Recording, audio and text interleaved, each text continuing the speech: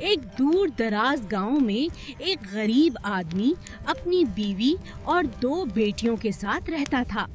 ایک بیٹی سوتیلی ماں کی اپنی تھی اور دوسری شوہر کی پہلی بیٹی کی بیٹی تھی۔ سوتیلی ماں اپنی بیٹی سے بہت پیار کرتی اور اسے کوئی کام نہ کرنے دیتی۔ یہ پیار اسے حد سے زیادہ سست اور مغرور بنا دیتا ہے۔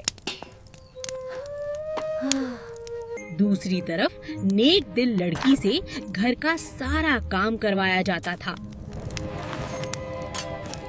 وہ جھاڑو، برتن، کھانا اور پانی بھرنے کا کام خاموشی سے کرتی۔ باپ بیٹی کو تھکا ہوا دیکھ کر افسوس کرتا مگر کچھ کہہ نہیں پاتا۔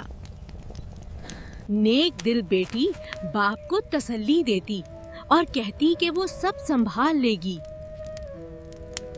سوتیلی ماں اسے کام کے بہانے گھر سے باہر بھیجنے کا منصوبہ بناتی ہے۔ جاؤ کنویں سے پانی لے کر آؤ۔ جی ابھی لاتی ہوں۔ لڑکی بغیر کھانے کے گھر سے نکلتی ہے مگر پھر بھی شکر ادا کرتی ہے۔